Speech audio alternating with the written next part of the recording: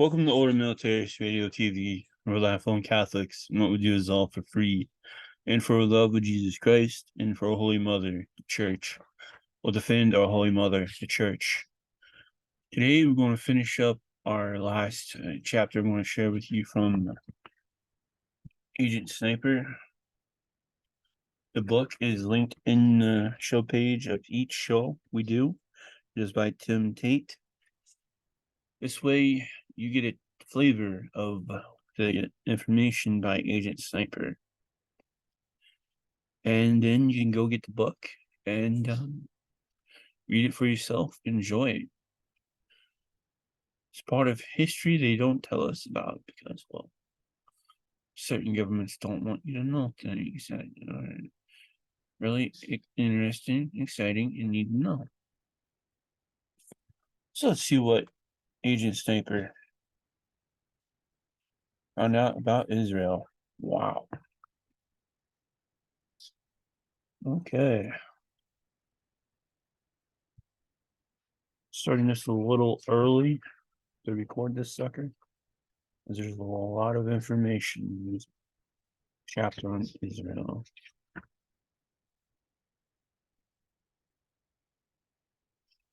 On Friday, 14th May 1948, the Jewish People's Council gathered in the Tel Aviv Museum to proclaim the birth of a nation. In front of cameras and the world press, David Ben-Gurion, de facto leader of the Jewish community in Palestine, set out the democratic ambition of the new state of Israel. It will be based on freedom, justice, and peace. It will ensure complete equality of social and political rights to all its inhabitants, irrespective of religion, race, or sex. It will guarantee freedom of religion, conscience, language, education, and culture. It will safeguard the holy places of all religions and will be faithful to the principles of the Charter of the United Nations. Yeah, that's a bunch of hogwash. You'll find out more. The announcement and the hopes it represented were a personal triumph for Ben-Gurion, the culmination of 30 years fighting for the Zionist cause. He had endured the indifference of world leaders to the growing anti-Semitism in the interwar years. He lobbied and pleaded for a safe Jewish homeland before, during, and immediately after the Holocaust, and tried to curb the excesses of the Zionist paramilitary organizations which fought a bloody campaign against the foreign troops controlling Palestine in the final stages of British rule.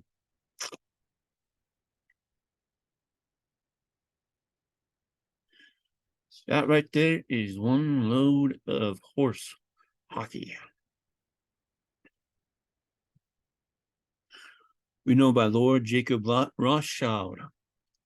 It is by his doing and by his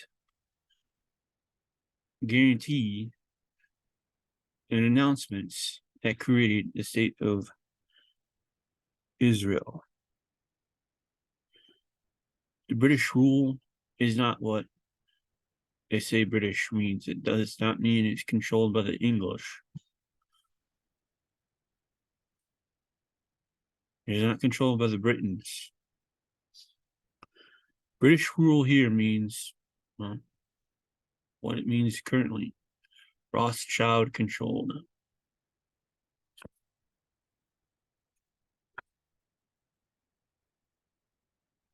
On the same day, Ben-Gurion became Israel's first prime minister. The nation he led was already under attack by 4 neighboring states. On 15 May, troops from Egypt, Syria, and Transjordan and Iraq had all crossed the newly declared borders. This first Arab-Israeli war lasted 11 months, entangling Ben-Gurion and his military staff in a succession of hard-fought battles for strategic locations and for the country's very survival.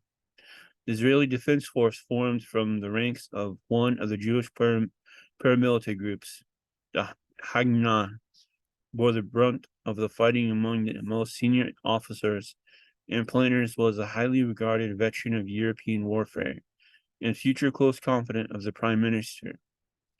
It would be another 11 years before a letter from Sniper would expose him as a secret agent for a country vehemently opposed to the lofty ideals set out in Ben Gurion's Declaration of Independence, and one which sought to aid the enemies surrounding Israel. You heard that right, folks. Sniper's on the roll, exposing another phony.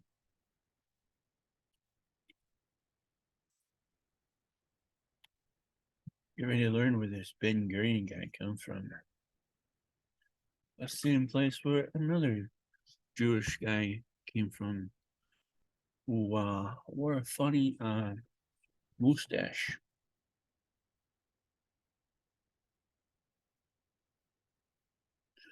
For a spy whose activities would embroil the intelligence services of about three democratic nations, there are remarkably few cast iron facts about the life of the young man who arrived before World War II in what was then the British Mandate of Palestine. Neither the CIA nor the MI5, both of which eventually opened investigation into his espionage, has released any part of its files. Only the Israeli security agency, the Shin Bet or Shabak, has publicly disclosed details of his biography and career. Even those are riddled with unsolved mysteries. The man didn't call himself Georg Beer, disembarked at a named port in October 1938. He told British immigration officials that he had been born in Austria, the son of a Jewish family active in Social Democratic Party, the SPO. The years between World War I and II were turbulent and often violent. The Social Democrats had traditionally been the strongest Austrian political force.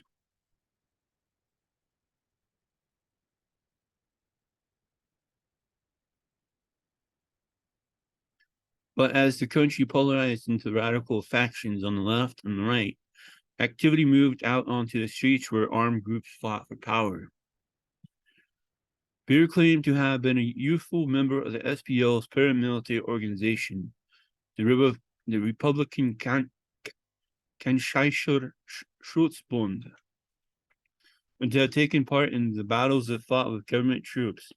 Despite this, he somehow managed to secure a place at an Austrian military academy and thereafter to serve as an officer in the National Army, rising to the rank of colonel. He also gained a doctorate in modern literature from the University of Vienna. Since Beer's birth date is recorded as October 1912, the young man had evidently crammed an impressive roll call of achievements into very few adult years. Nor were these the only honors he claimed to have won. Soon after arriving in Palestine, he joined the Hebrew University, Jerusalem, as a research student and made contact with the Haganah, then one of several militia organizations defending Jewish settlements from attacks by local Arab groups. He told its leaders that in addition to his other military accomplishments, he had been a volunteer on the Republican side in the Spanish Civil War, and that as a member of the Fireman Battalion, he fought against Franco's fascist forces. It was here that he had first encountered been converted to the Zionist cause. According to Shin Bet's account, Beer, who had quickly ditched his Aryan-sounding first name, now styled himself Yisrael Bar, or Beer, made a strong impression on the Haganah's leaders. He had first-hand knowledge, theoretical and historical, in many military areas, which made him an expert in these issues. He was proficient in details of battles, names of places, commanders, military units, and proficiency, which left no doubt as to his credibility and military experience. By 1940, Beer was a permanent member of the Haganah, regularly taking part in training exercises and helping to plan its paramilitary operations.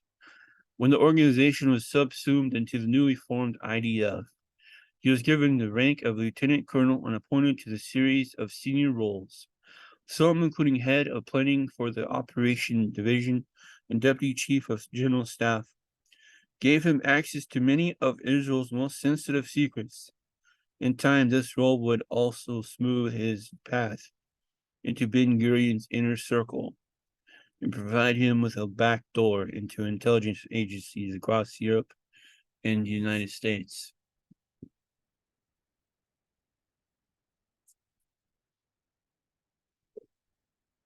Although President Harry Truman's administration had welcomed Israel's birth as a nation and subsequently formally recognized it as an independent state, Washington had been slow to provide more tangible support.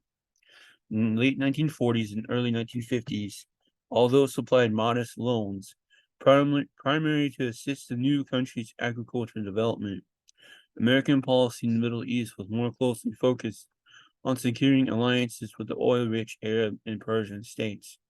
Furthermore, both its diplomats and intelligence service were suspicious of the political direction plotted by Tel Aviv. No one at the State Department or CIA was anxious to have an open relationship with Israel. One anonymous CIA official told the author of A History of the Agency, Israel was the country made possible by the Soviet Union and was a collectivist socialist state that had a very cozy relationship with the Soviet intelligence services. Moscow certainly took a keen interest in Israel from the outset. The country's geographical location and its contacts with Western European governments are strategically important in the Kremlin's direction. Czechoslovakia, Yugoslavia provided armaments for Ben Gurion's forces, in addition to training pilots of the nascent Israeli Air Force. At the same time, both the KGB and the GRU recruited agents inside the country's political and military establishments, sending experienced handlers to run them. By the early 1950s, an estimated half of the 60 employees in the Soviet embassy in Tel Aviv were spies or spy handlers.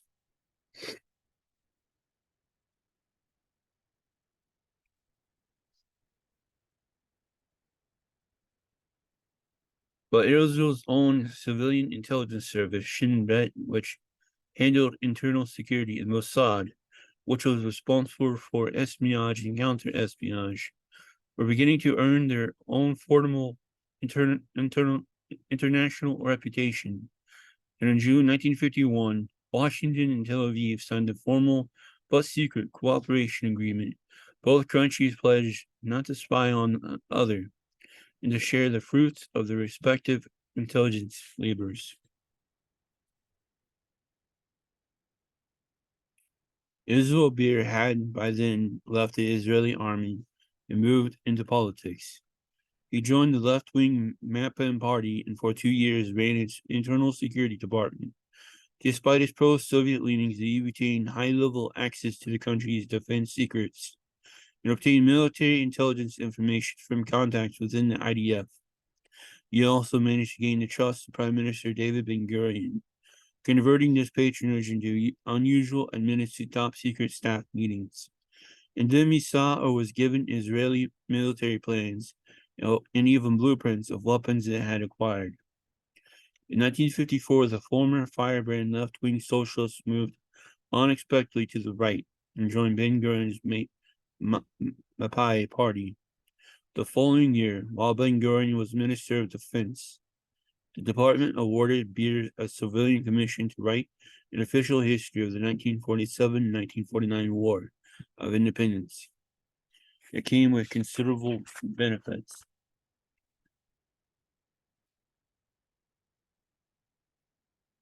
The contract with the Ministry of Defense afforded him the rank of colonel, and thus he was considered among the ministry's senior administrative officials. He had received various updates, including classified material. Despite his civilian status, he would often wear the uniform of a lieutenant colonel. Furthermore, he had the habit of spending lunch breaks in the general staff base, where he would meet senior officers and exchange updates and opinions. Many of them trusted him fully, and given that he was presented himself as a close confidant of the Minister of Defense, They even considered him to be a close link to the minister, one who promote their personal and professional matters. Some even provided him classified documents, including intelligence assessments, for consideration. Among the documents which passed across Beer's desk in the Grace and favored IDF officers were copies of secret contracts Israel had signed to buy weapons from France and Germany. They would not remain confidential for long.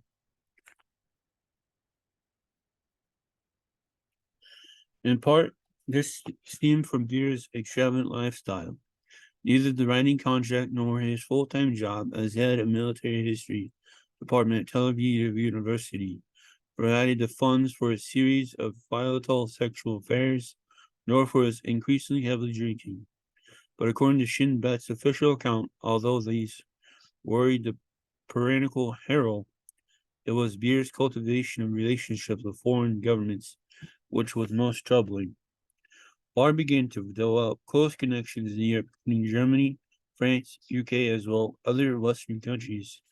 Furthermore, he embarked on several trips to those countries while creating the impression that he was on government mission, thus obtaining the aid of military attaches and Ministry of Defense delegations.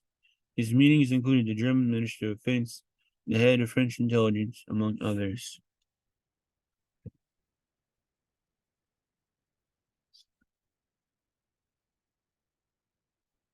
Excuse me for getting a little bit of water here.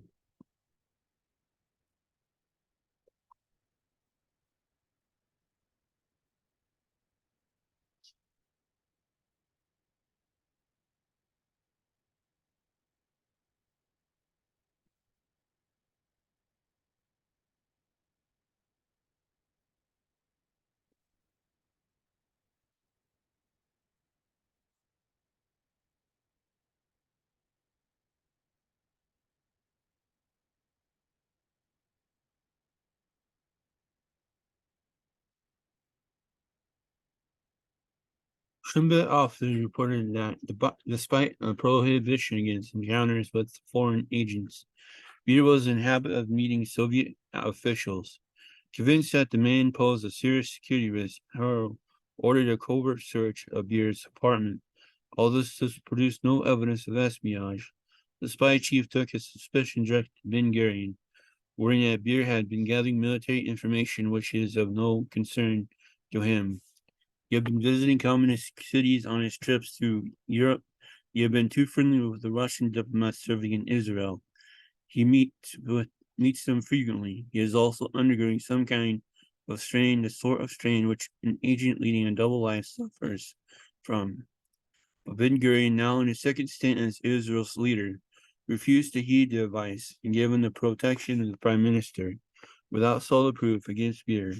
There was nothing more than that Shin Bet could do. In the middle of the 1959, Sniper provided the evidence Harrell needed. In one of the monthly reports smuggled to the CIA dead drop, he told U.S. intelligence that the KGB had a mole somewhere in the upper levels of the Israeli Defense Ministry. Unusually, he gave both the man's Soviet cryptonym, Kurt, and his name, Israel Beer. The agency passed the information to Shin Bet, but as in London and Stockholm, warned the Israelis that it would be best not to move against a spy. With Sniper still risking his life as an agent in place, somewhere behind the Iron Curtain, and rest was too dangerous to contemplate. For the time being, the only option was to put Beer under constant surveillance.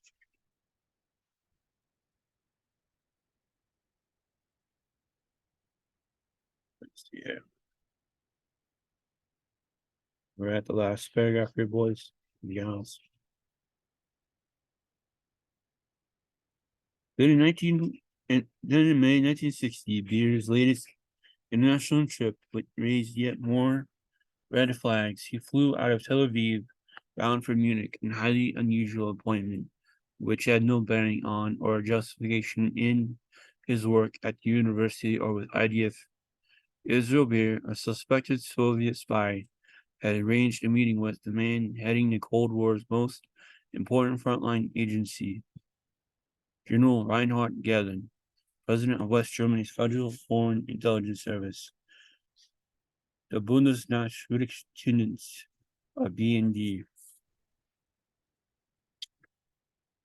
Well, folks,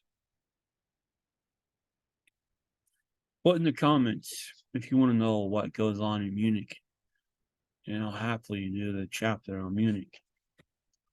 But if you don't, if you want to just read it for yourself, let me know in the comments.